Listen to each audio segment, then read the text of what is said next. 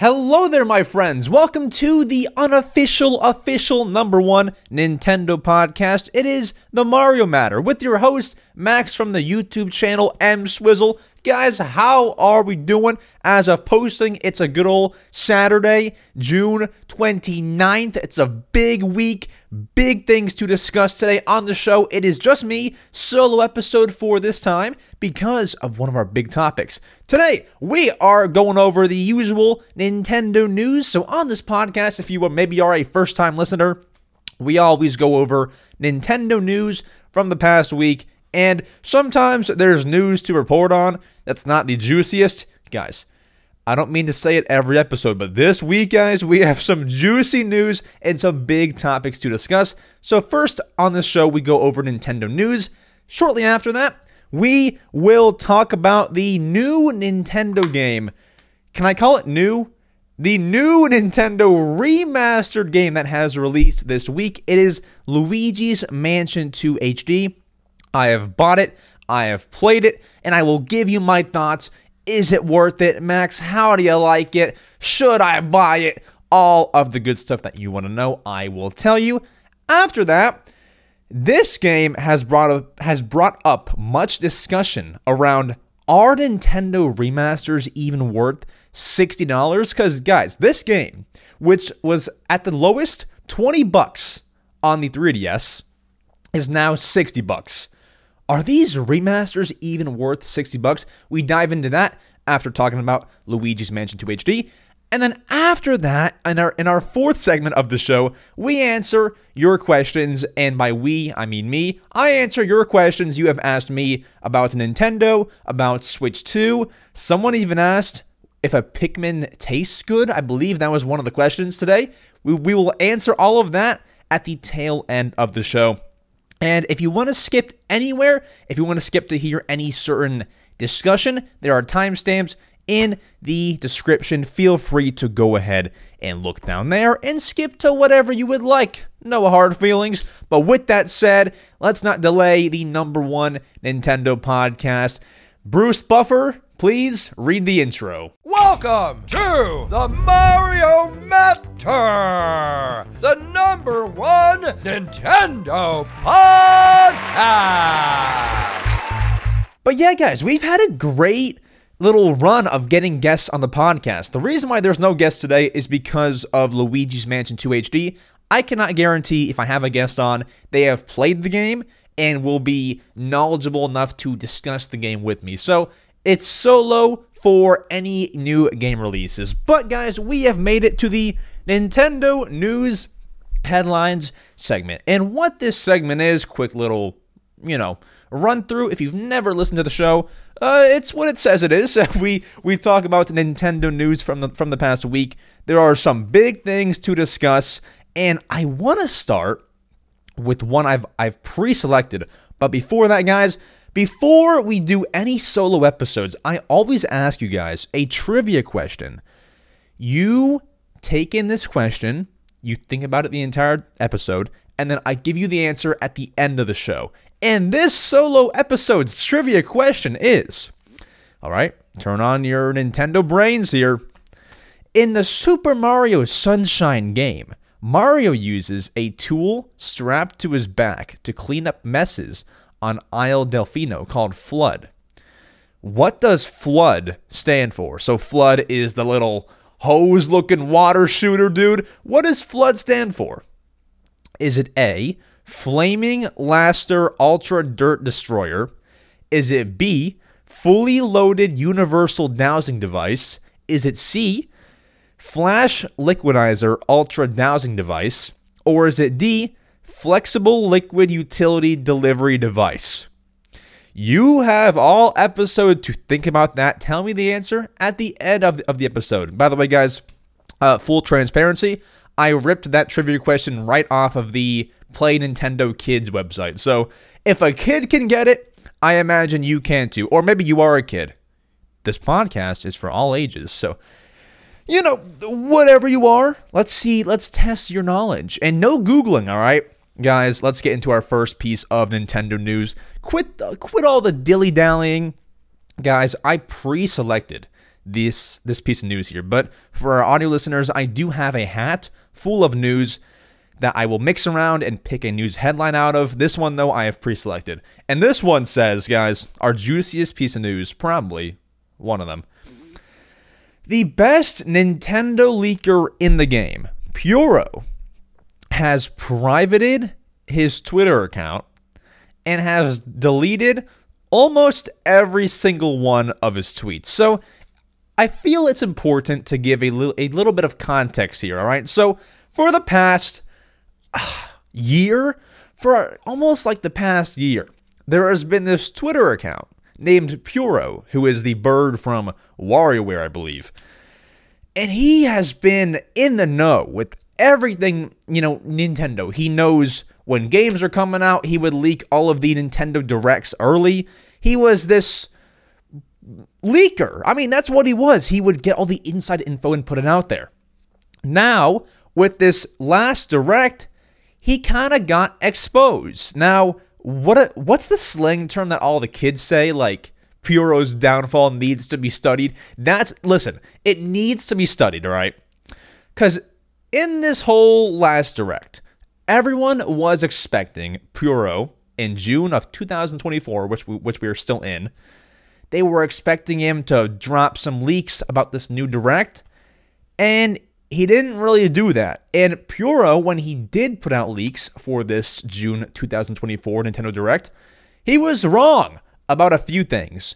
And then what came out was a news reporter, I believe for Bloomberg, asked Pyoro what his source is, and Pyoro leaked his source to this reporter. The reporter put it in an article, and Pyoro basically got exposed. All right, and I believe he's done for as a leaker, because as that headline that I read suggests, he has privated his Twitter account. I'm still following it, by the way, so kudos to me. And he has deleted every single Nintendo-related tweet after August 4th, 2023. Now, he does still have some tweets online, so he does have tweets about games like the Yakuza games and the Armored Core games. He has kept some of his tweets. But apart from that, Pyoro has privated his account. And honestly, I don't know if Nintendo... Do we think that Nintendo has caught on to his source? So, Pyoro said that he would get all of his info from somebody who works at Nintendo in Japan. Do we think that Nintendo found the guy? Or do we think that Pyoro just got exposed? Like, I don't know. I don't know what the case is here. I don't know. But the fact of the matter is Nintendo is cracking down on leakers, and it appears they have got Pyoro. Honestly, I'm not going to lie to you guys. I am kind of in favor of Pyoro getting taken down. Now listen, I have nothing against Pyoro. He's a totally anonymous person. I don't know the guy. But when you look at it in the broad, scheme of things, do you want leaks to come out before, do you want Mario Wonder to be leaked before it's announced, or do you want to be surprised with that? My pick is I would rather be surprised with that. So, Pyoro being taken down means we will in the future likely be surprised with things, And I thought that Pyoro would, just still try to leak some things, but no, he's totally privated his account. So, who knows, he might be caught. If any more info regarding Pyoro does come up, we will tell you about it, but I would imagine that is the last time we will give news on Pyoro on this podcast. If you want to check, his username on Twitter is Pyoro, Pyoro _X on Twitter. But he's privated, man. So maybe he'll change that after this podcast comes out to make me look bad. I'm just kidding. He does not listen to these, trust me. He does not listen to the podcast. But Pyoro seems to be done.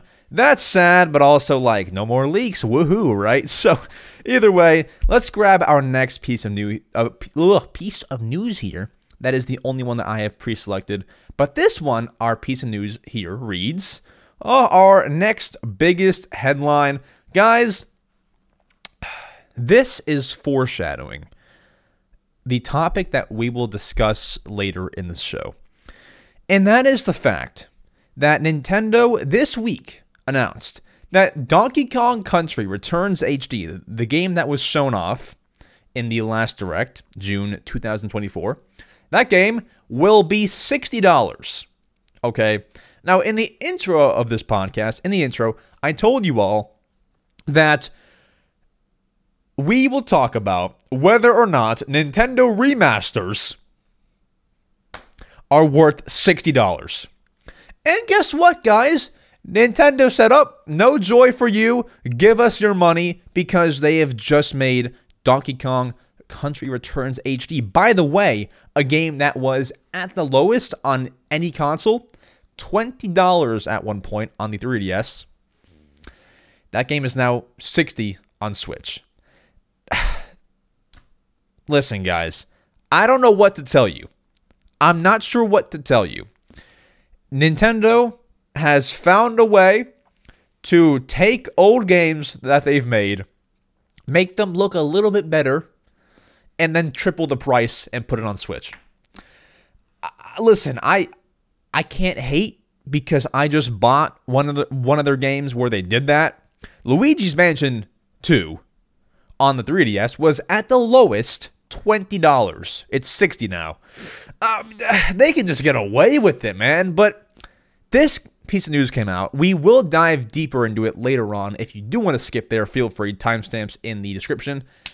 But that's just such a head scratcher. Like, listen, there are some remasters that really should be $60, okay? Metroid Prime Remastered was only $40, and you could have argued that one should be $60. Kirby Return to Dreamland Deluxe is a good example of a remaster of a game that actually should be $60. That game added so much content. And on my YouTube channel yesterday, guys, I put out a poll. I said, be honest, should remasters, not remakes, should remasters be $60? 96% of people said no. And most of the comments said, no, they should not be $60 unless they add extra content. To my understanding, I have not beaten the game yet, but Luigi's Mansion 2 HD, I do not believe adds any extra content. And Donkey Kong Country Returns HD, I don't believe adds extra content. Now, they are adding in, so Returns HD was on the 3DS. Sorry, Donkey Kong Country Returns was on Wii and 3DS. On 3DS, they added more levels. Now those levels will be on the Switch version. So in a way, they're kind of adding more content. But not really. Like, that game shouldn't be $60. I don't know what to tell you. Listen, we're going to dive deeper into it later. We're going to get into more specifics. But remasters, $60, yikes. And that's what they've done here. Do with that info what you will. But time for our next piece of news, guys. Let's shake up my little hat right here. That's outrageous, man. Listen, I'm going to pay it because I'm a little stupid Nintendo nerd. That's just me. But, like, I just feel for everyone else. Like, I'm stupid. I'll buy it. But, like, and, you know, not... If you buy it, you aren't stupid. I'm just saying, like, I'm not smart, right? I just feel like, almost like for my younger self. Like, my younger self would love to own Donkey Kong Country Returns HD. Not for $60, though. That's insane. All right, our next piece of news. This one's fun. Speaking of Luigi's Mansion 2 HD, guys, do you know those gaming outlets? Those gaming outlets, IGN... Nintendo Life, My Nintendo News. Guess what, guys?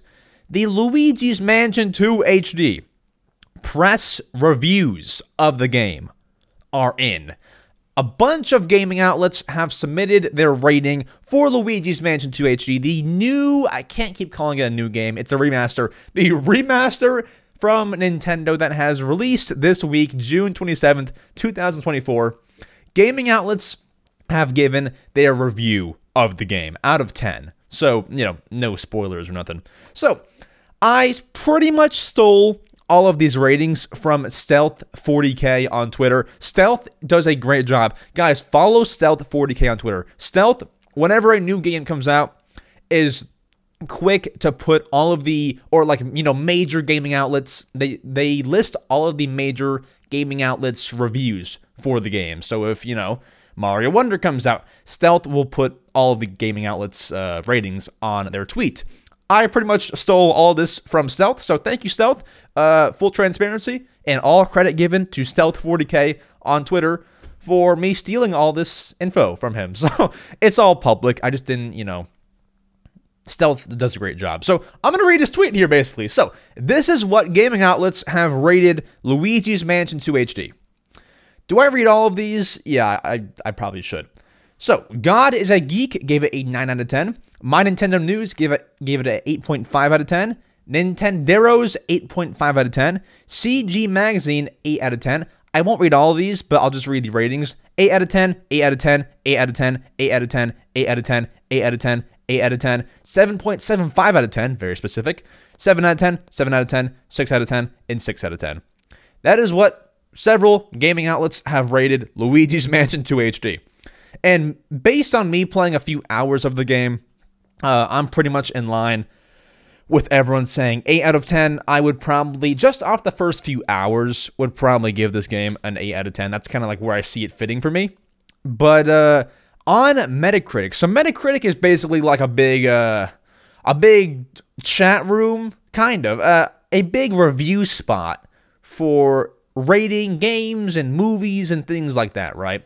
And so Metacritic essentially takes everyone's score and puts it into blank out of 100. So they're going to take all the 9 out of 10s, 8 out of 10s, and combine them all. And after they did that, at the time of recording, Luigi's Mansion 2 HD is a 78 out of 100 out of 10. Or, sorry. That would be crazy. 78 out of 100, wait. 78 out of 100 on Metacritic. Did I say 78 out of 100? Wait, what did I say? I know that I messed up my speech there, but I'm not sure what I said. But it is a 78 out of 100. That's what it is. All right. Or a 7.8 out of 10 is what I meant to say. So, yeah, somewhere in that range. I'm kind of like, I'm not super high on the game, but it's not a 6. Like, some of these outlets gave it a 6 out of 10. Mirror and Tech Radar. I'm not that low. This game is not a 6 out of 10. But I'll dive into my specific thoughts later on in the show, and I will give you my actual rating of the game. That's all out there. Guys, comment down below if you're on a platform that can comment. Comment down below, Spotify or YouTube.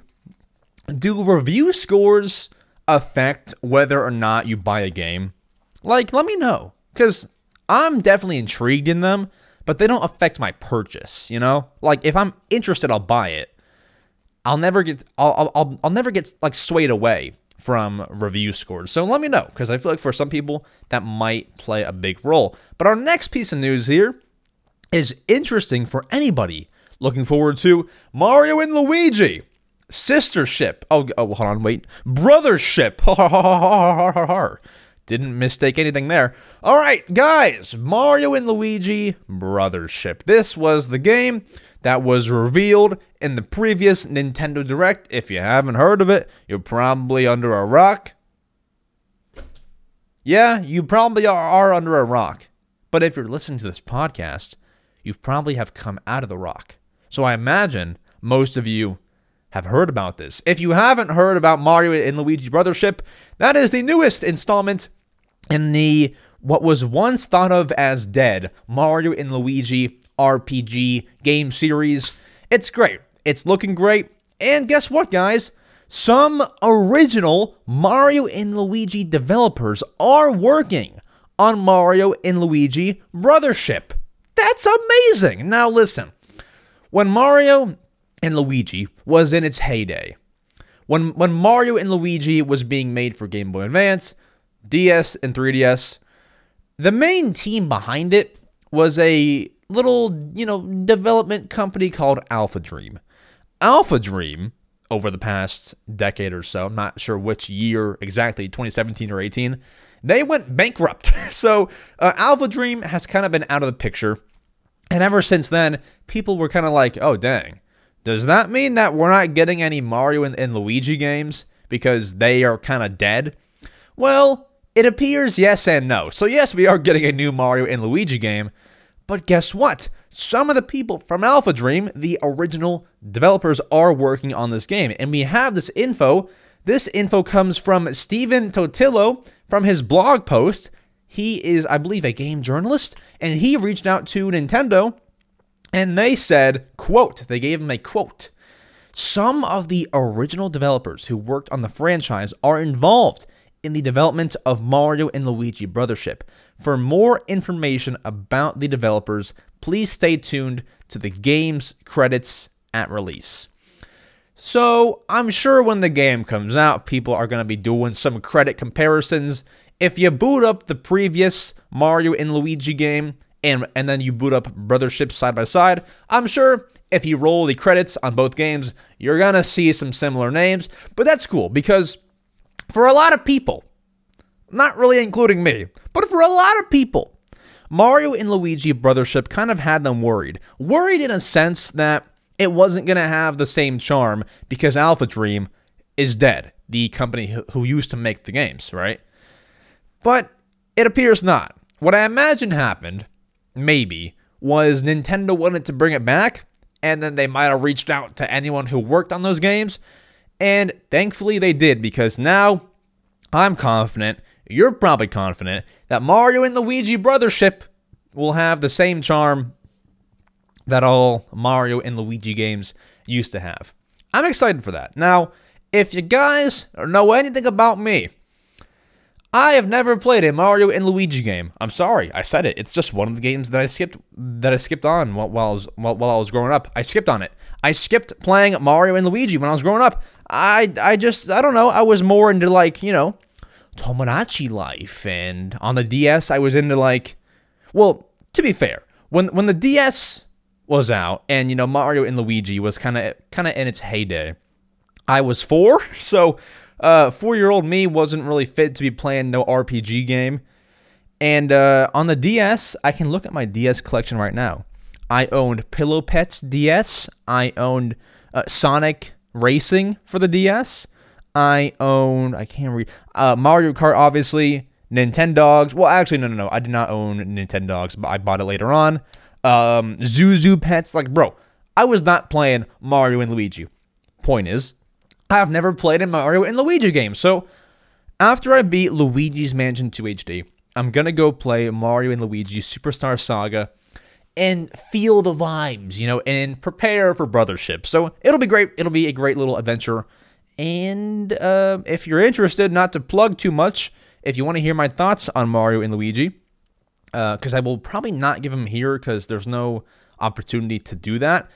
So if you want to become a channel member, link down below, you get bonus episodes of this podcast where I dive into channel updates for the main channel, the EmSwizzle channel, and I dive into what games I'm playing, and that in a few weeks will be Mario and Luigi. So little side plug there, but we have 2 pieces of news left. Two left. Let's read this one. All right, guys. Talk about juicy news, talk about spicy news, talk about whatever you want. This is something right here, all right? Do you guys remember the game that took over January 2024? Do you guys remember the controversial game that was on Steam and people were saying looked like Pokemon, but AI? Yeah, that game was called Palworld, and still is called Palworld. I shouldn't have said was called. It's called Palworld, and Palworld is not really making a comeback by any means, but the developers have confirmed this, all right? The headline reads, Palworld developers confirm Nintendo never reached out to them. Now, you might ask me, okay, Max, why is that juicy? Who cares? If you guys remember, and we covered this on the podcast months ago, right? There was talk from the Pokemon Company, and this is not word for word, but when they found out about Palworld, they were kind of just like, we will take appropriate action to those who infringe on our copyright rights. That was like pretty close to you know, word for word, I believe. And I guess what must have happened was Pokemon Company looked into the whole Palworld thing, maybe with the help of Nintendo, and it has come out that they were never contacted. I don't know if that was just because they didn't care, because at the time they were going to look into Palworld. Palworld was kind of falling off. Like, listen, it kind of fell off. That was like maybe like February. It kind of fell off a tiny bit. Like, it kind of lost its hype. And so we have this info from an interview with GameFile, the Palworld, developers did an interview, and the boss of the company who made Palworld, the company is called Pocket Pair, the boss said, Nintendo and the Pokemon Company didn't say anything to us. Of course, I love Pokemon and respect it. I grew up with it in my generation. Listen, that for me means more than that boss saying, yeah, they didn't reach out to us. That kind of means, like, if this guy grew up with Pokemon, there was obviously more of a connection with Palworld and Pokemon. Like, it kind of adds to the whole thing, like, this is a knockoff Pokemon, because, like, when you play a game or you consume anything, subconsciously it, like, bleeds into your work. And I know that from just, like, creating content. I don't know if Pokemon elements bled into Palworld. I assume so. So that just kind of, like, makes it even more juicy, makes the whole Pokemon tie to Palworld stronger. But that's something for you. No, Nintendo never reached out. Once again, we don't know why. We don't know if they found nothing that they could sue them for, or, whatever. Either way, Palworld and Nintendo, nothing. Now, a bonus piece of news that I did not actually write here, but I do remember, is I saw a quote, not sure from who, but I assume it was the same interview with GameFile, where the Palworld developers said I believe the quote was, they're unsure if Palworld will come to Switch because of technical reasons. Honestly, bro, I'm not even sure if freaking Nintendo would want you on Switch. So don't get too ahead of yourselves. I don't know. Guys, would you buy Palworld on Switch? Honestly, you might want to, just because Pokemon is a little bit quiet right now. We have Pokemon Legends ZA coming out later next year. But until then, it's like, what are we doing? We have that Pokemon trading card game coming out this summer, but, like, that's it. That's not a real Pokemon game. That's a mobile game. So, it's a bit quiet. Are you buying Palworld on Switch? Yes or no? Let me know. And our final piece of news is a bit of a smaller one, but for that fan base who loves it, and for me who loves it, this is phenomenal, guys. Any Splatoon 3 fans out there, it's not over yet, because Splatoon 3 has just had the July 2024 Splatfest in-game events revealed. They're doing another Splatfest. Thank God. And if you are a Splatoon 3 owner, you'll want to play this Splatfest, because I can sniff that we're getting to the end of Splatoon 3 in-game support. I feel like they're going to end all Splatoon 3 Splatfests soon. So play this one. But if you're curious, what is the theme of this Splatfest? And if you, by the way, if you don't know what a Splatfest is, essentially you pick one of these three teams and you battle it out. Whoever does the most successful wins the Splatfest. There you go. And the three teams and the theme for this Splatfest is a Summer Nights theme. And the question is, which would you reserve for a day? Would you reserve a palace? That's team 1, palace team. A theme park, that's team 2. Or a beach? Which one would you reserve for a whole day? That is the theme, and what team you are on is based on what option you pick. So for this Splatfest, I'm probably going to pick theme park. So I would reserve a theme park for a day. I am team theme park. Let me know in your comments. Edit your comment if you already left one. Let me know what team you would join or are joining if you do play Splatoon 3. That Splatfest takes place not next weekend, because next week is 4th of July on Thursday, if you do celebrate. Takes place on Friday, July 12th at 8 p.m. Eastern Time, and it ends on Sunday, July 14th, 8 p.m. Eastern Time, just 48 hours later. That is the event for Splatoon 3.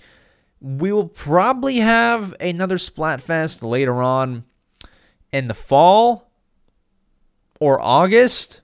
Maybe like a late August thing. Late August, maybe we'll see something else for the game. But that is it for all of our Nintendo news. It is time, my friends, to get to the bigger segments of this podcast today.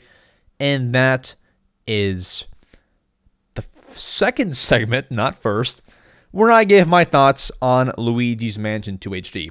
Not my thoughts, rather my first impressions. I have played about 3 or 4 hours of this game so far, and I want to give you my thoughts. Do you think off the first few hours it's worth it? Is it worth $60? How does it play? How does it run? Are there any issues? I have the facts, and I will let you know right now. Let's roll the transition and get to talking about Luigi's Mansion 2 HD. Let's skadoodle. Luigi's Mansion 2 HD has just been released for the Nintendo Switch system as of June 27th, 2024. Listen, guys, I bought it. I bought it for an amount that was a little pricey. We'll get into that. But I gotta say, I have some thoughts about this game. I would hope that I do, because I've played it. If I didn't have thoughts about it, I should go to the doctor.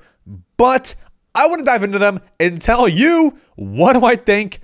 Is the game worth it? We're going to answer all these questions here today. Listen, guys. So, yesterday was a great day.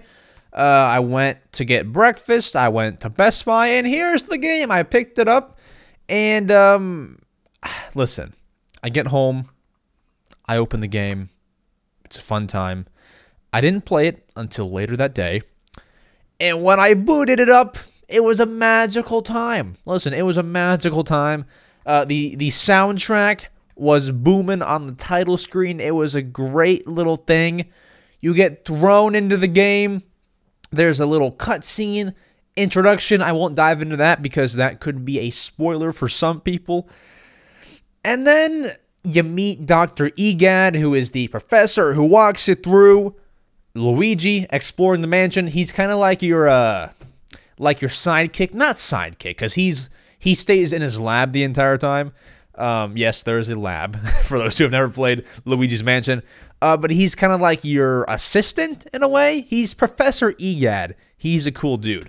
And if you've never ever played a Luigi's Mansion game, essentially what you're doing is you're Luigi in a big mansion, and you fight ghosts by vacuuming them up in your poltergust. That's what the vacuum is called. And you kind of solve puzzles, like you're thrown into a room, you find a key, you then open another room, and then in that room you fight a ghost who gives you a new key, and then you go and open a new room. It's like that. It's like a big mansion exploration type thing. That's kind of what the game is, and they're very fun. They've made 3 games: Luigi's Mansion GameCube, obviously Luigi's Mansion 2, and 3. 2 of them are on the Switch. The first one needs to come to Switch, but that's a different point. That is a totally different point. What do I think of this game? Now, I have actually never played Luigi's Mansion 2, apart from yesterday, although I have played 1 and 3, so I can give you my thoughts on what is different. If you played Luigi's Mansion 1, I kind of forget how 3 works because it has been 5 years. It's been 5 years. But I played 1 recently.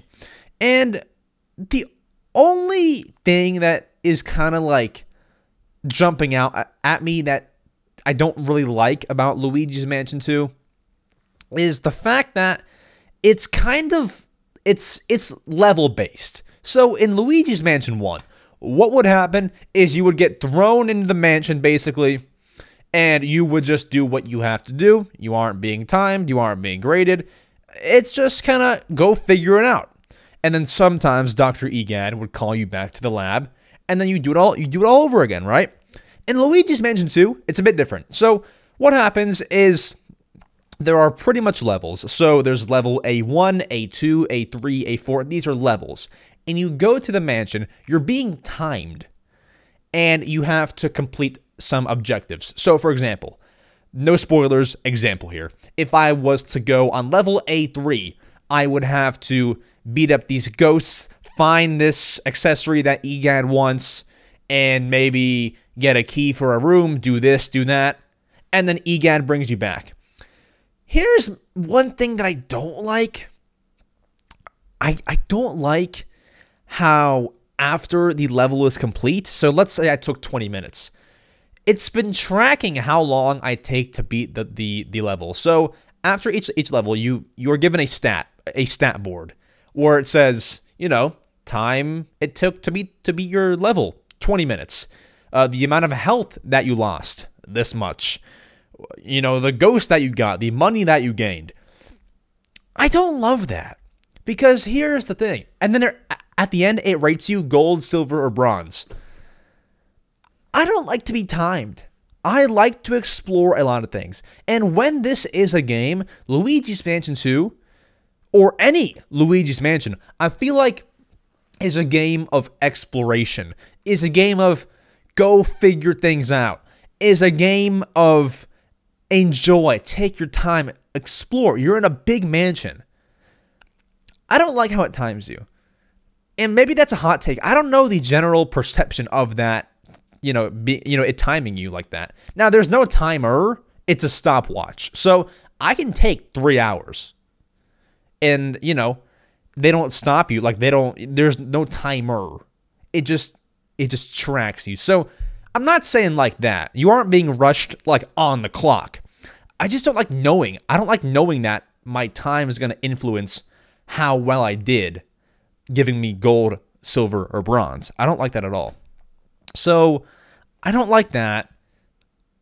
And maybe it doesn't affect whether you get gold, silver, or bronze. It probably does, because it does say like, what's the best time that you cleared this level in. So I assume if you wanted to go back and do it in a faster time, you could. But that's just one thing that I don't like. Maybe it's not a major issue, but I don't really love that. However, I've played a bit, and I do have some more positives and some negatives. I do like, so far, playing the first few levels.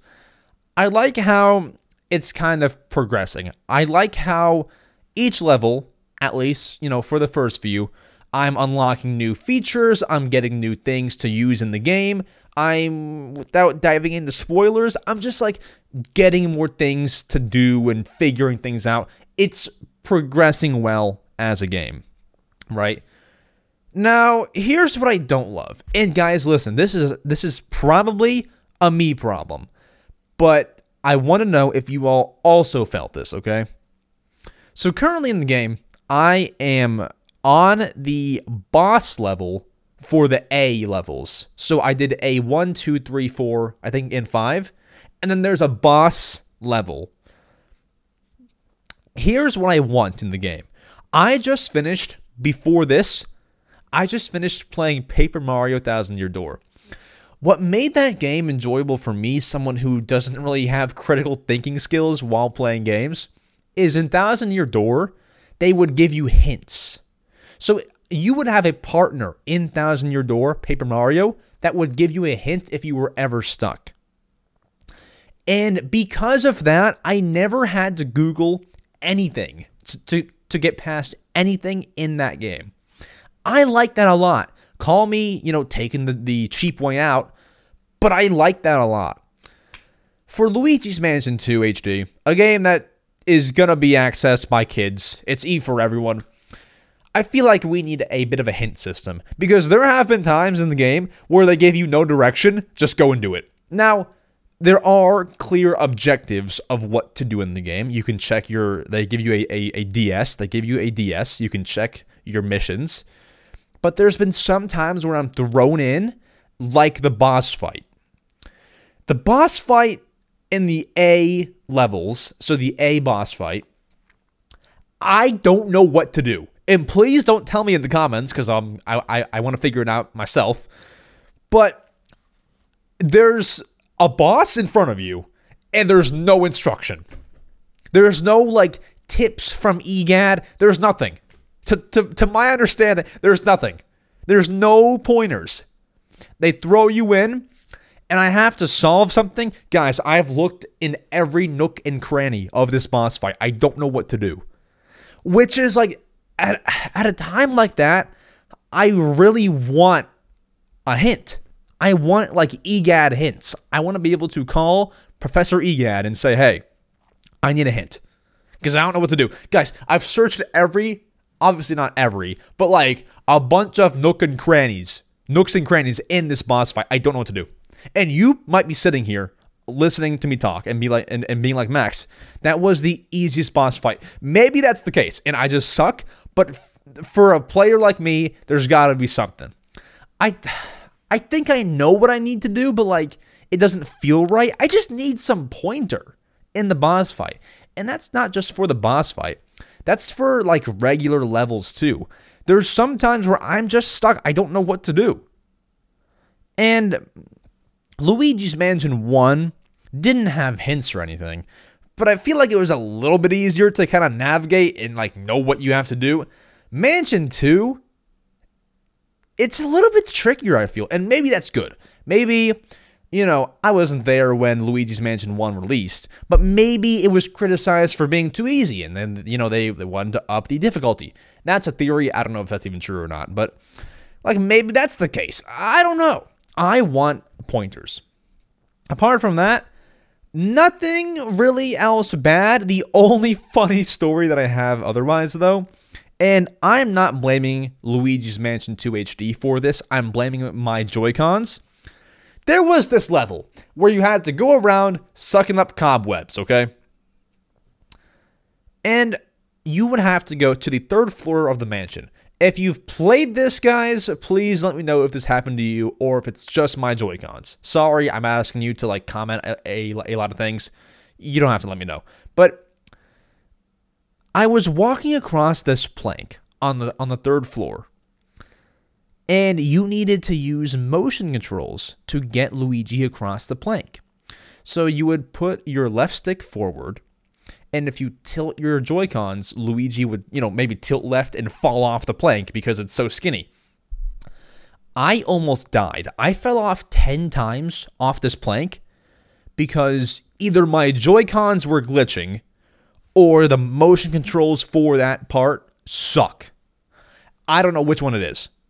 Now, in general, the motion controls for the game, otherwise, are really good. So I don't think it's a Luigi's Mansion problem. I think it's a my Joy-Cons problem. Because I fell off 10 times. I think my Joy-Cons are probably broken, but I did want to bring that up in case it actually isn't my fault. I don't know.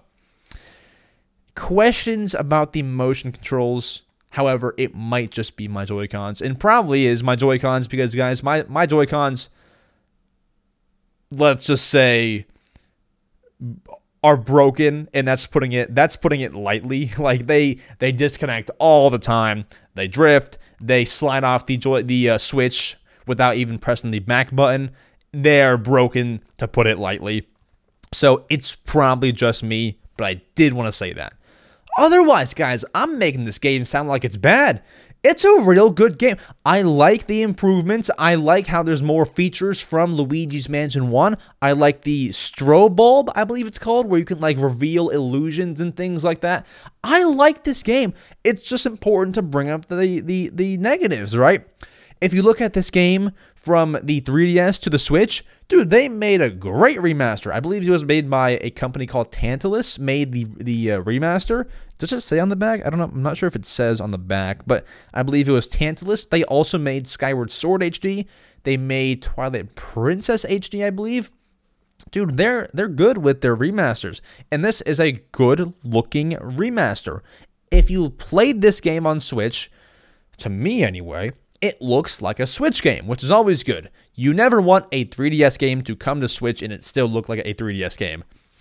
Ahem, Detective Pikachu Returns. That wasn't a 3DS game. I mean, the first one was, but, you know, it looked bad. This game looked good, right? So it looks really good visually. The game is great. I just had a few of those nitpicks. And maybe you're going to say that's a skill issue. Maybe, right? I don't know. But Luigi's Mansion 2 HD, closing thoughts. It's your classic Luigi's Mansion game. I would recommend playing the first one before this one, just because the first one is like 6 hours to beat. It's not very long. You get more context, but you could jump into this one as your first Luigi's Mansion game. No problems there. You could do that if you wanted to, and even Luigi's Mansion 3, you could jump into that as your first game as well. They all work as your first game. There's no like continuing story or anything. I mean, there is, but it's not like crucial, you know. So what would I rate this game just off of the first few hours?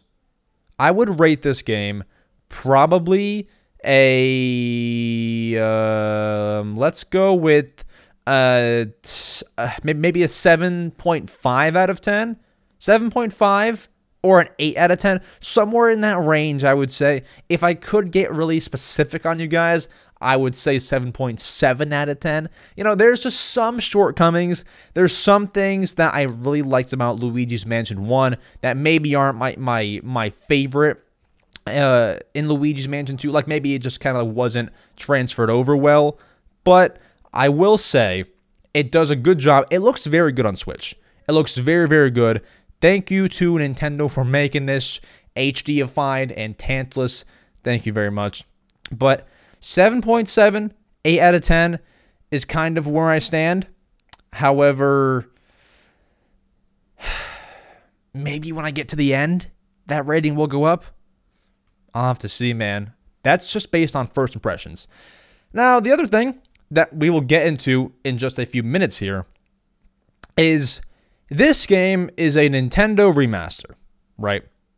A remaster is when you make a game on a previous console and you make it HD-ified for the newest console. A good example would be this game on the 3DS, now on the Switch. A good example would be Donkey Kong Country Returns HD. That game was on the Wii. It's now coming over to Switch. That's HD-ifying the game. This game, for an HD-ified version, was $60. When it at the very lowest, when it was at the lowest, it was $20 on 3DS. So it's pricey for sure. It's definitely pricey. But, Max, is it worth the price? Should I play it? Should I really play it? Should I buy it? I will give you this. If you are a fan of Luigi's Mansion 1 or 3, I would say yes. It's more of Luigi's Mansion. Like, what more do you want? It's more Luigi's Mansion, right? But it's a really, really, really tough sell if you have never played a Luigi's Mansion game before. It's a tough sell. Because you're like, wait, this is the HD version and it's $60 and that's just kind of pricey for me. I would rather buy a brand new, longer game like Thousand Year Door. It's just a tougher sell. It's a bit of a tougher sell, I feel. Maybe I lean towards no for, you know, the pick and choose gamer. The gamer that wants Thousand Year Door, Mario Wonder. But maybe isn't super into all of like the spin-off titles and, you know, things like that. They want the main games. They want good Nintendo stuff. This is a good Nintendo game, but at $60, it's tough to sell this to you, especially if you already own this on 3DS. It's a tough sell. Because there's also no added content, I don't believe, from the 3DS version to this version. If there is, I haven't seen it. I don't think there is. So that makes it an even tougher sell. If you have a 3DS, you could pick this game up right now for like $20. If you like have an itch to play but don't want to spend $60, you will get a close to the same experience. It's up to you. I would lean towards no, though, for the casual gamer. I give this, based on the first few hours, a 7.7 out of 10. That is my first impressions on Luigi's Mansion 2 HD. Not to crap on the game, Me personally, I like it. I think not that it was worth $60, but you know, I'm happy with the purchase and I'm going to keep playing it. I just had a few nitpicks, especially with the whole hint thing. I want more hints. I don't like to have to Google things. EGAD, please give me hints. With that said, that is my first impressions. Now it's time to talk about a very, very similar thing and talk about the price of this game and talk about the title of this podcast. Are Nintendo remasters really worth $60? That's insane. Let's talk about it. All right, now for the burning topic, okay? This week, we just got word that Donkey Kong Country Returns HD is going to be $60. Mind you, this is the exact same week that anybody who had a copy pre-ordered of Luigi's Mansion 2 HD just paid $60 for another remaster. Remaster, remaster, remaster. All of these remasters are being priced at $60, which is outrageous. Now, are these worth it? Well, I think it's very important to start this off with giving context, okay? There is such thing as a remaster and a remake. I am not talking about remakes. Now, from some simple research that I've done, from what I understand, a remake is when you totally build a game that already exists pretty much from the ground up. If you look at Paper Mario Thousand Year Door, that is a remake on Switch. Look at Thousand Year Door GameCube and look at Thousand Year Door on Switch. Those are not the same game. The Switch one is a remake. However, if you look at Donkey Kong Country Returns on Wii and that same game coming to Switch in January 2025, that is a remaster. They are remastering it for the HD Switch. It's now in HD. That is a remaster of a game. Luigi's Mansion 2, I've actually seen some conflict on whether this is a remaster or remake, but I believe it is certainly a remaster. I think anything with the HD title is a remaster. So, you know, that would be Kirby's Return to Dreamland Deluxe is a remaster. I can't really think of any other remasters right now. But there's been a bunch. Zelda Twilight Princess HD is a remaster. You know, that's remasters. And we have to talk if these are even worth $60. Because let's break this down, okay? The top of the line Nintendo games. Mario Wonder, Zelda Breath of the Wild, name it. Thousand Year Door, any Mario sports title, any Nintendo Mario title is worth $60 for a brand new game that we've never played before, which ranges from an 8-hour game to a 30-hour game. These games are priced at $60. And then Nintendo is able to pool a 3DS game they've already made, give it to a separate company called Tantalus Media, have it be HDified, and charge the exact same price for a game that we've played for $20 back in the day. Do you see why this is it's a burning topic?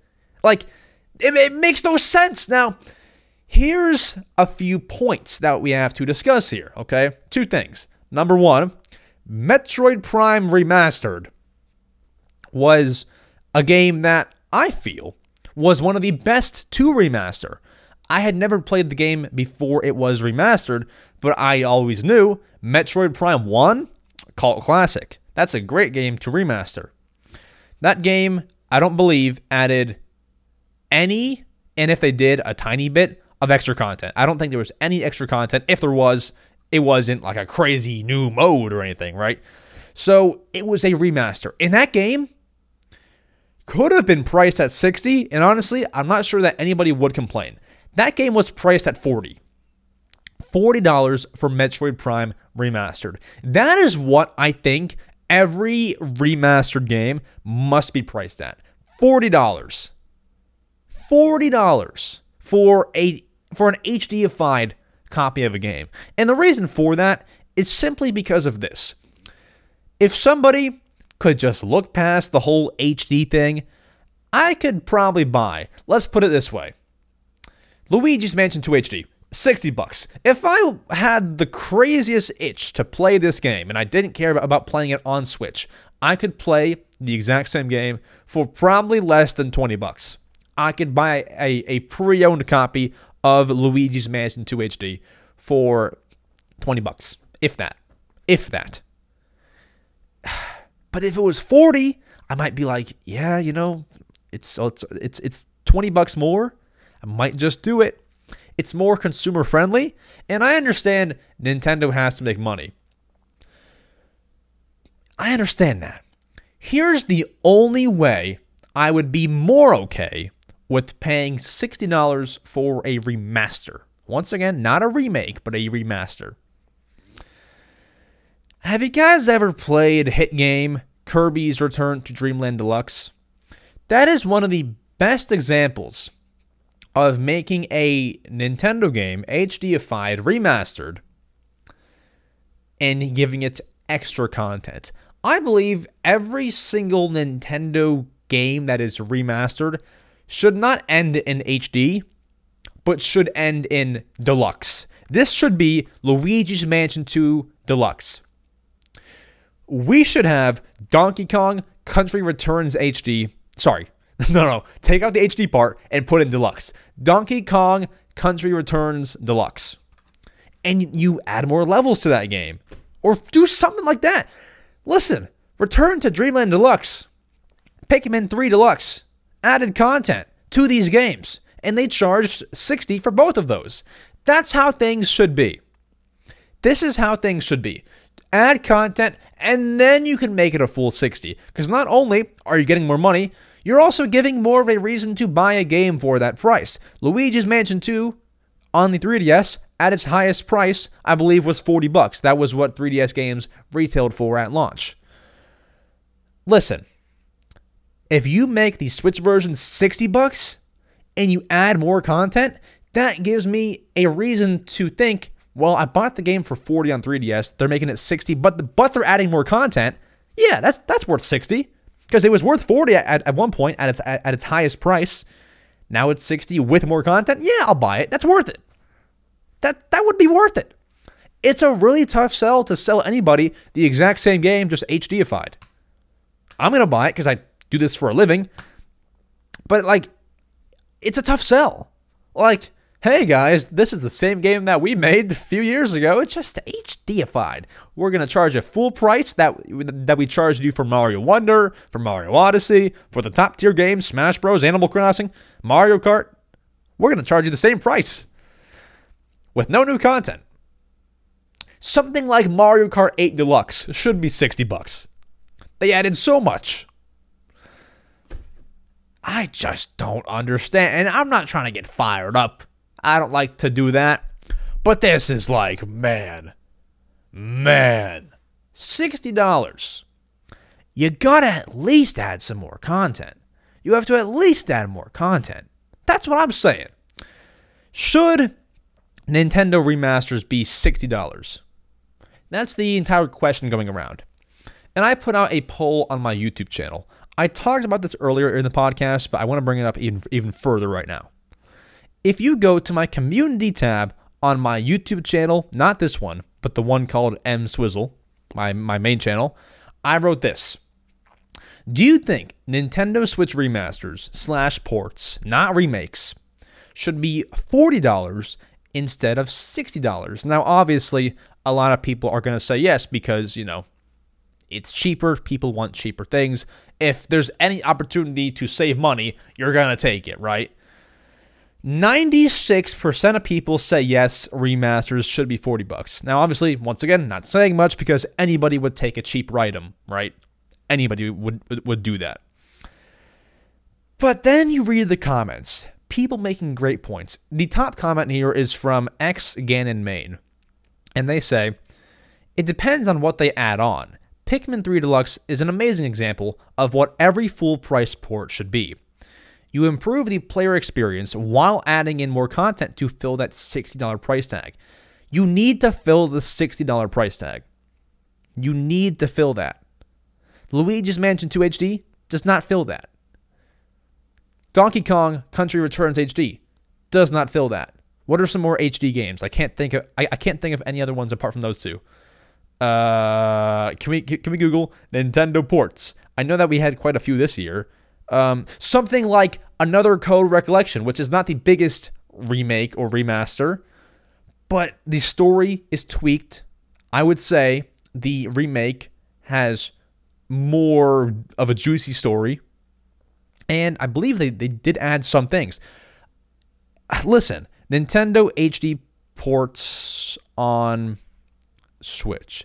If you look that up, you don't actually find very much. But listen, I'm just saying, like, every game needs to be a deluxe. You can, but you shouldn't just keep making these games. Nothing new added, just HDified. $60. Am I going to buy them? Yes, because I talk about them. But man, it's a really tough sell. And it's also like just kind of slimy, I feel. Just a little slimy. And I do understand that these remasters are probably not for people who already own the game. These are for people who have never played. Therefore, people have become accustomed to paying $60 for a new Nintendo game. So it would make sense to do it here, right? Yes, I understand that.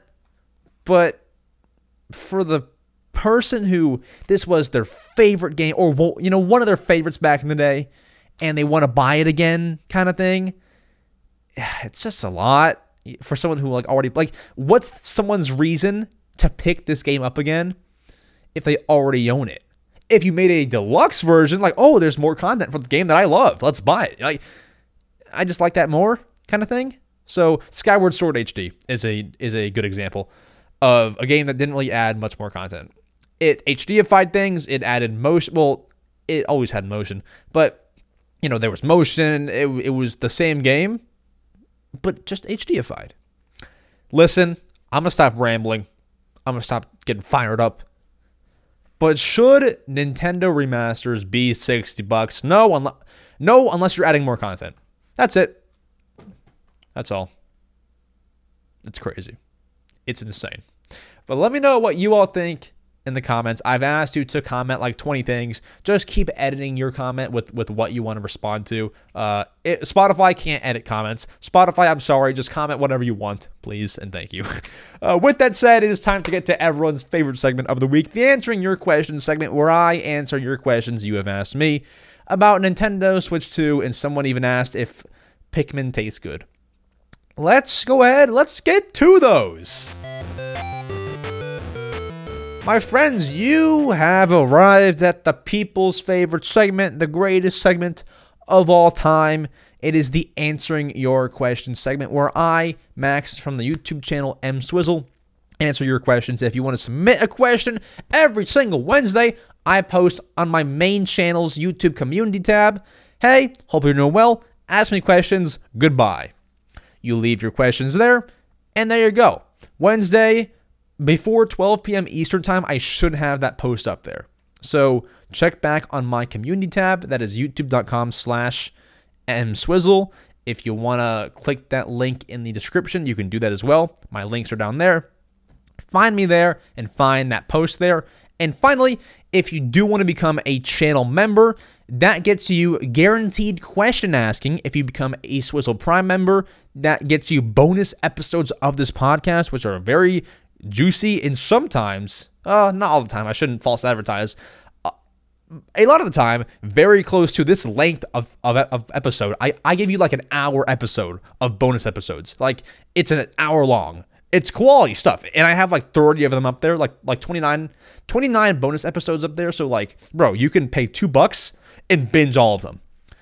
If that's not, if that is not worth $2, if you enjoy this podcast, I'm not trying to sell you too hard. I'm not trying to be a super salesman, but $2, probably close to 30 hours of content, if not more. I find it worth it. Come on. I'm just kidding. Totally appreciate your support either way. But I just wanted to talk about that a bit more in depth because I feel like I don't talk about memberships enough. Either way, though, thank you so much for your support. In general, it means a lot, and I understand that some people cannot become members, so totally understand. You're all good. Thank you for listening to this show. I appreciate it. Our first question comes from channel member Hamza. He asks, what is your favorite Luigi's Mansion game? Hamza on the topic. My favorite Luigi's Mansion game is Luigi's Mansion 1. Not only because it was my first Luigi's Mansion, but I just kind of like GameCube vibes. I like the whole eeriness. I feel like Luigi's Mansion 1 was probably the most eerie, like scary feeling, which was nice. I just like the GameCube art style for some odd reason. And I love that game so much that I have the GameCube one. Well, my family has it. I don't own it. And I bought the remaster on the 3DS, which was cool. I own that one. So regardless, what I'm trying to say is that game was just my favorite. It was, I believe it's the shortest Luigi's Mansion game, but I love that one. I love the ghosts. I love the creativity in that game. It was awesome sauce. If you have not played Luigi's Mansion 1, I believe copies of the game for GameCube go for like $60, or you can play it another way. I would recommend playing it regardless, though. It's an awesome game and my favorite Luigi's Mansion game of all time. Then I would say 3 is probably second. I've not beaten Luigi's Mansion 2, but I would imagine that's going to fall to number 3, my least favorite. I don't know. We'll have to see. I've not beaten it yet, so I don't know. Munch1298 asks, how do you feel about Kendrick Lamar absolutely destroying your glorious Drake? How do people know that I like Drake? Have I ever talked about this? All right, listen, guys. Yeah, I mean, he destroyed him. Now, here's my thing with the whole Kendrick and Drake beef. I'm late to the ball, first off, because, you know, I've never found an opportunity to talk about this on my podcast, the Drake and Kendrick beef. Yes, Kendrick had the better lines, the better songs. I like Drake's music. I can't, you know, hide that, I guess. I'm not trying to hide it. I like his songs.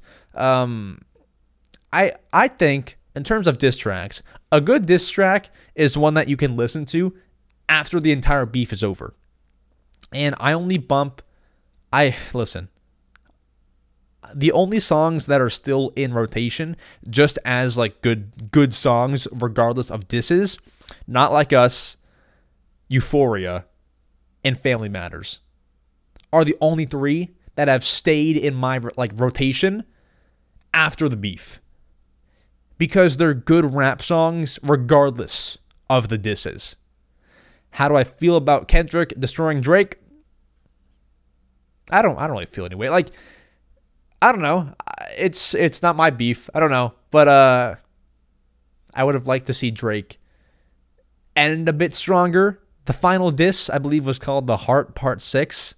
I don't know all the references and everything, but I wish he would have went for a different vibe on that song. Either way, yeah, he kind of got destroyed. So either way, Absolute Lunatic 123 asks, do you think GameCube games are overpriced? Nowadays, yes, definitely. There's some GameCube games that sometimes aren't even like the best game that are overpriced. I don't have a good example for you, but I can tell you that. A copy of Mario Strikers Charged. Wait. What's the GameCube one called? Is that it? Strikers Charged? What's the GameCube? Mario Strikers, the GameCube one. Charged might be the Wii one. The GameCube Mario Strikers is like $70. Like that's insane. That's a good game. I'm just saying, like, that's crazy. Luigi's Mansion, $60 used. Not insane, but pricey. Thousand Year Door is pricey. All those games are pricey, man, which sucks because I would love to have more GameCube games. I only own, personally, guys, I personally only own like 7 GameCube games. My family has like 20, but like me personally, if it was like life or death with my family, I own 7 to myself. I would share my games. Like, when I say my family owns these games, my family growing up, like my dad would buy us GameCube games. But like in terms of games that I have bought for myself, 7 games. Wave Race, Pokemon Channel, Animal Crossing, Donkey Konga 1 and 2, and I own UFC Throwdown, and like 1 or 2 more GameCube games. I only own a few, but I only own like the ones that I really want to play. So, you know, that's kind of where I'm at with GameCube games. I would love to own like Mario Power Tennis though. My family owns that on the Wii, but not on the GameCube. I would love to own Superstar Baseball. I would love to own Toadstool Tour. My family owns that, but I don't, you know. And like, if you're wondering like why it matters that my family owns it and then I don't, is because like if I ever were to like, I don't know, like move across the world, I don't really foresee that, but like I can't play Toadstool 2 anymore because they own it, my family owns it at their house, you know. Like if I were to move to California, across the world, I can't play those games anymore. So it's important that I own those games too, and I have to buy my own copy. So, you know, that's kind of where I'm at. But yeah, GameCube games are overpriced. Yes, for sure. Let's Go Gaming asks, do you think Nintendo will ever go back to only home consoles, or do you think they'll stick to the whole Switch formula from now on? Tough to say. I think they'll stick to the Switch formula, you know, definitely for the next console. They kind of have to. It'd be weird to distance yourself after Switch was so successful. But it's tough to say what they'll do in the future. I'm trying to think. Because, listen, you can't just make Switches forever, right? Like, you can't do a Switch 3. That probably won't do very well, right? That's tough. I don't think anyone knows what they should do. Hopefully, hardware gets to a point where they can do both. So, what I mean by that, here's what I think Switch 3, whatever comes after Switch 2, needs to be. Here's what I think it has to be. It has to be what everyone wants the Switch 2 to be. 2 screens that can detach, and that's your system. That way, it is not only a home console and a handheld, it is the ultimate home console and the ultimate handheld. It's the ultimate home console because there's a TV screen and the detachable screen in your hand. So one of the screens goes in a dock. The other bottom screen that, you know, detaches goes in your hands. You can play Wii U games. You can play whatever else they release that can play like that. And when you take the console handheld, you have 2 screens, good for playing 3DS games, DS games, and whatever else Nintendo makes for that system. It's just like the ultimate version of everything. So I don't know if they ever go back to a strict home console and a strict handheld console. I would lean towards no. I would lean towards no because once you make a switch, it's hard to go back on it. You just have to kind of keep improving. So I would lean towards no. They will not go back to a home-only console. I think a hybrid is the way from here on out. Just keep on improving it and making it different. What is this name here? Ilja Muchin 8474. I can't tell if that's an I or an L. Ilja? Elijah? I don't know. Sorry, man. Have you ever played a Sonic game? This has 14 likes. I think this was the most liked comment. Everyone wants to know if the Nintendo boy has played a Sonic game. Yes, I have. I've played quite a few. I've only beaten a couple, though. So, I have, quote-unquote, played Sonic Superstars, Sonic Generations, Sonic Colors, Sonic Forces, Sonic Rise of Lyric, Sonic the Black Knight, Lord of the Rings. No, sorry, not Lord of the Rings. Sonic and the Secret Rings or whatever the heck. I've played all those. Problem is, Sonic Rush. I've played all those games. Problem is, I played them all when I was young. So what I would do is I would play them and I would get stuck and then just forget about them. I would never play them again. So that's why I've played so many, but haven't really beaten any. I've only beaten, I think, Sonic Colors and like one more. I forget. I would just get stuck. I would get stuck and I would forget. So I do have to go back and play a bunch of Sonic games. Frontiers I've played, but I've not beaten. And you know, I was old enough at that point where I could figure out how to Google what to do in Sonic Frontiers if I was stuck. but I just like forgot about it. I forgot about it. Sonic games don't hook me, it seems. I don't know what it is, but yeah, I have played a bunch, never really beaten any of them though. Sonic Colors, that's it. 8NG Gamer asks, "Hey EmSwizzle, hello. Do you think that the Switch successor has taken a reasonable amount of time to release? Like a reasonable amount in terms of like, you know, should it have come out like earlier, later? If it does come out next year, like early next year, which is the plan, I think that it could have come a little bit earlier. I think it should have come... It really should be releasing later this year. I think that would have been the best gap possible. Because if you look at it, the Switch would have been a thing from 2017 to 2024 if it was to release this year. That is a 7-year lifespan. I believe that's really good. That's a really, really good lifespan. At this rate, if it comes out next year, we're not getting Switch 2 until after 8 years of Nintendo Switch. I think that's dragging on just a little bit. It drags just a little bit. 8 years is a lot. It drags a little bit. And I know fall or, you know, late 2024 and early 2025 are not very far apart. I know that. But even still, 2024 just looks better. It just looks better. I would say if it comes out early next year, they're dragging it a little bit. And if it comes out in like late next year, God, you're late, man. So I would say they're just dragging a little bit if it releases early next year. Doggo asks, oldest game you physically own? It must be a Game Boy game, because here's the whole thing, guys. I was not alive for the NES era, SNES era, and 64. I don't own any of those retro games. And you might be like, Max, you know, you're old enough now. Why don't you go back and play those games or buy those games? I see 0 point for me personally. You might be different. For me personally, there is no point to buy any NES games, SNES games, or N64 games. Why is that? Because they're literally...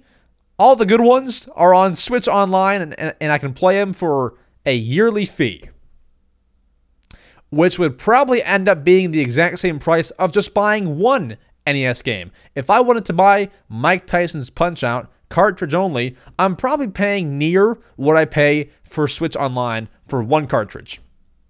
It makes it pointless for me to collect. So the oldest game that I own is probably a Game Boy Advance game. That is the oldest console handheld that I collect for. It would probably be, sounds so stupid to say, it would probably be a game called Eminem's Blast. If you all watched my DK Oldies video over a year ago, it was in that video. I bought Eminem's Blast from DK Oldies, and that's probably the oldest game that I own. That probably is it. So I would say that, even though that's an odd one. I don't own that retro. Well, actually, you could say this. Oh, snap, guys, wait a minute. I once went to a flea market, and I bought an Atari. I own Pac-Man, and I own... God, what's it called? There's some other game that I own on there. I don't know what it's called. Pac-Man... and there's something else. Defender? I don't know. I'm not sure if that's even it. I don't know. But I do have an Atari, technically. I never really play it. But I do have that. Yeah, I guess that's the answer, actually. Atari. Pac-Man for the Atari. Pretty cool. Yeah, that's it. Cool. Expect a Ghost asks, what is your and some of your favorite abilities in Luigi's Mansion 3? It's been a while. There were abilities? What I did like, and I will probably use this as my answer, I liked the whole Gooigi thing. Luigi and Gooigi, it was fun. It created more opportunity for puzzles and things like that. So for that reason, I would probably say the whole Gooigi feature was my favorite. having him be able to do certain things, it just added more of an element, more things to think about. I like that, but I don't really remember any other like abilities or anything.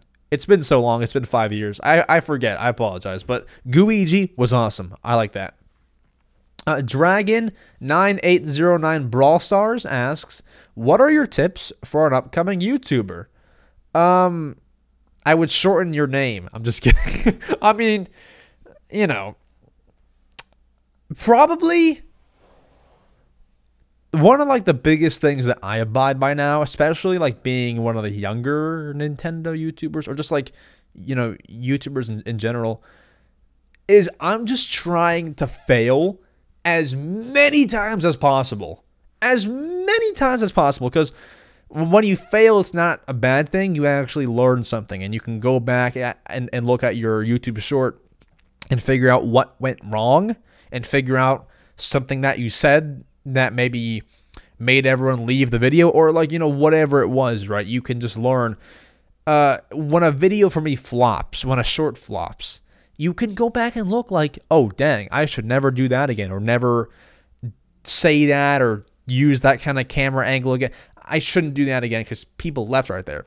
So when you fail, you actually learn, and it makes you go back to the drawing board and like figure things out. And then that's how your next video becomes a hit. I've gone from the first shorts that I made, not the first shorts that I made, but like the first like time that I went heavy on shorts, I was making those animated shorts with like, you know, the with the colorful background. I went from those to making the shorts that I make now because I failed so many times. I just got better. I would say just, I mean, don't try to fail, but like when you do fail, use it as a lesson, look what you did wrong and figure it out, you know, and make your next video better. That's kind of like what I've been, you know, abiding by recently.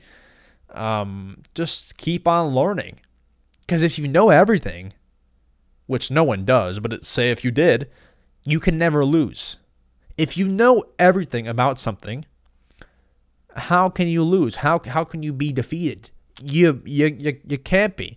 And I'm not saying that I will be at a point where I know everything about YouTube, but if you can get even at all close to it, or, you know, you learn a bunch, that's good. That's really good. So I would say fail a bunch, but always try to succeed. Don't try to fail, but when you do, learn. Marintus Master, have you ever played any of the Batman Arkham games on Switch? And if so, which one is your favorite? I have never. I'm not even sure of like the reception of those games.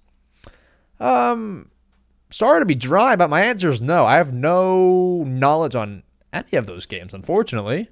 Unfortunately not, but I apologize.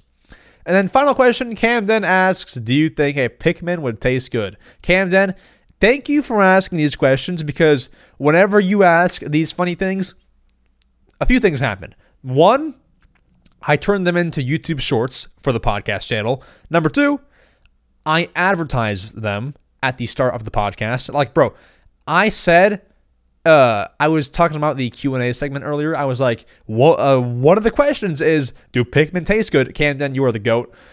Do I think a Pikmin would taste good? I think they all have different flavors. I think that the red one is probably a strawberry, yellow, lemon, blueberry, I guess, purple, grape, like white, it's probably mint. Like, they all have different Pikmin flavors. I think some would taste better than others. I think that, you know, you would have... Nah. I'm trying to think here. I would probably love to eat the red Pikmin because it's strawberry flavored. How do I think they taste? I think it's just pure strawberry, and I would think that they're pretty chewy. They're chewy guys. And listen, Bulborb love to eat Pikmin, so they can't taste bad. They probably taste pretty good, and they probably all have their own flavors. That's my take. So that is it for the Mario Matter episode number 95. We're zeroing in. Can we look at what day episode 100 is? Guys, this is insane, all right? Listen up. This is insane. Episode 100 is coming up. So 96, 97, 98. Wait, hold on. 96, 97, 98. August 3rd is episode 100. Look forward to it, guys. We have a guest next week on the show, and hopefully we can keep getting more guests on.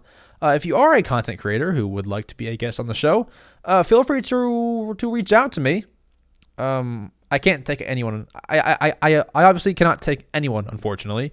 But yeah, shoot your shot. Maybe I'll get back to you. But listen, guys, thank you all so much for listening.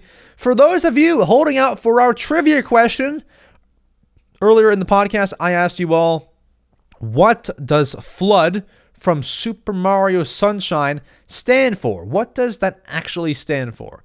And the answer was C, Flash Liquidizer Ultra Dowsing Device. Let me know if you got that. Leave a like if you got that. Also leave a like if you didn't get that. Just either way, thank you all so much for listening. If you did make it this far, I want to know. This is the 90th time I've asked you to comment something. If you're feeling fruity, comment down below the word Pikmin. That way I will know that you made it this far, and we will confuse everyone who did not make it this far. All right, we will confuse everyone. They're scrolling through like, why did everyone say Pikmin? That makes no sense. We will confuse them, guys. And if you could leave us a 5-star review on Apple or Spotify, we would really appreciate it. We would love you forever. And with that said, I'll see you all next Saturday with a guest, and have a good one. Enjoy Luigi's Mansion 2 HD, and I'll see you on the flip side. That means next Saturday. Adios!